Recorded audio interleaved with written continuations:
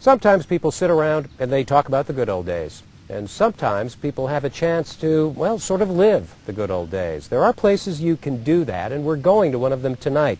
It's a place where people have pretty much been doing the same thing generation after generation. Now, to get there, you head up the road, you turn right, and go back about 100 years. It's on the Great River Road between Alton and Grafton, tucked into one of those valleys between the bluffs. Chautauqua is not a town. You could call it a private summer resort, but really it's a special place built around a once very popular idea. And this is one of the few places where it survives. There are 127 cottages here. A few people live year-round, but almost all bring their families to spend time here during the summer. On this Saturday morning, there was a pancake breakfast held for the entire community. The kids were playing shuffleboard. A few men were playing a game called Roque, which we'll find out about in a bit, but it's a game hardly anybody plays anymore anywhere. People often say that when they come in through the gates, they're leaving the 21st century and going back somewhere else.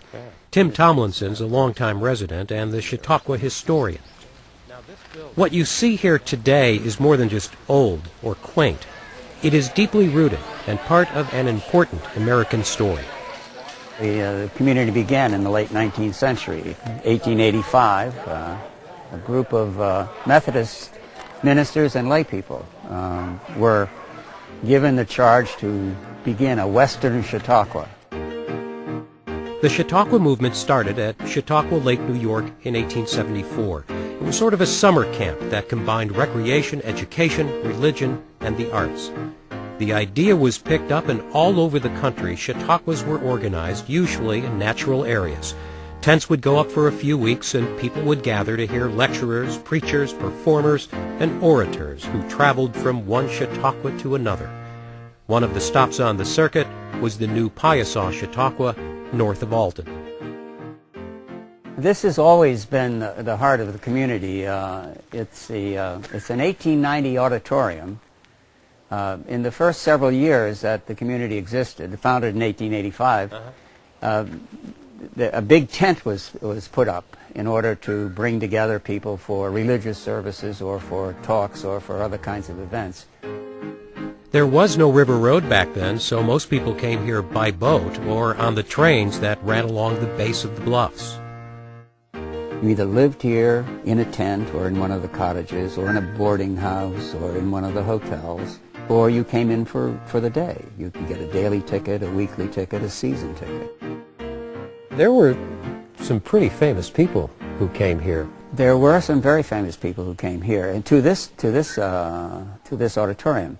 For example, in 1907, William Jennings Bryan, who was a three-time unsuccessful candidate for president, made his second visit here. He came 4 times originally.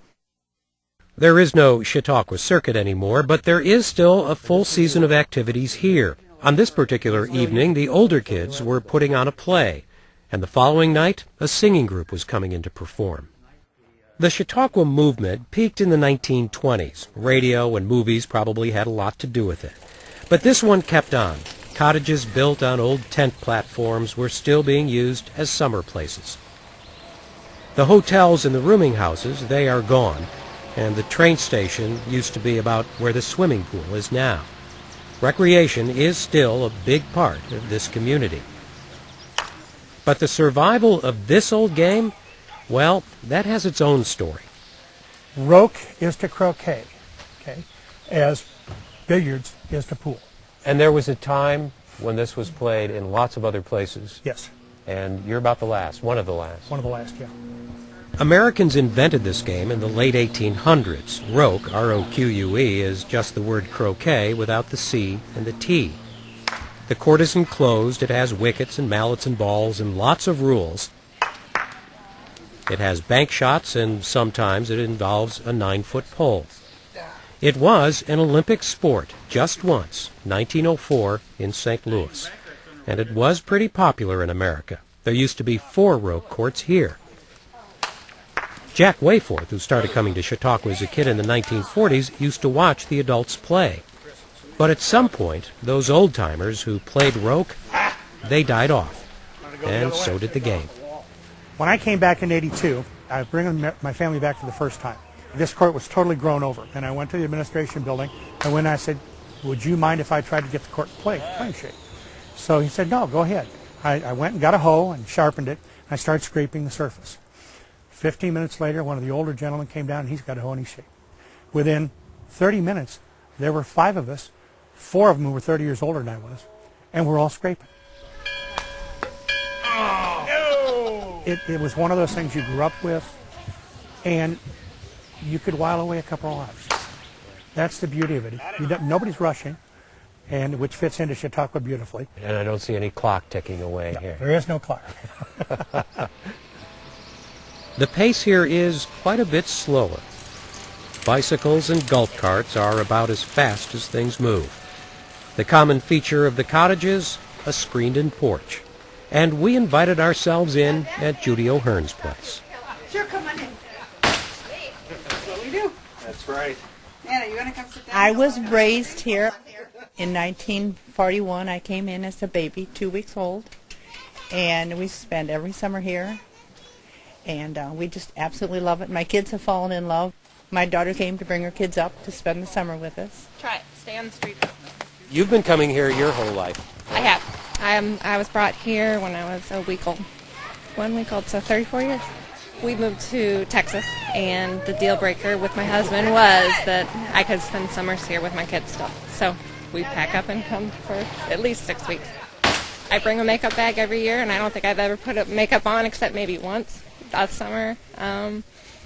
Like, my kids can go anywhere in the cottages, and I know they'll be fine. If someone falls off on a bike, they are always put back together with Band-Aids on and come home and tell me who put them together. That's a 12 o'clock siren, and for kids growing up here, that means go home for lunch or call and let people know where you are. The steamboat landing was at the end of this street, and people... The world has changed a lot since 1885, when people first started coming here to stay in tents, not just to relax, but to actively participate in physical, spiritual, and intellectual activities. And while the Chautauqua movement ran its course, this community somehow held on. Maybe because the setting is so pleasant, and in the summer, so pleasantly cool. Nowadays, there are plenty of more modern and more spacious summer homes that afford greater privacy, if that's what you want. But this place still attracts new residents, and of course, it keeps the old. The kids who grew up and came back. The grandkids who grew up and came back.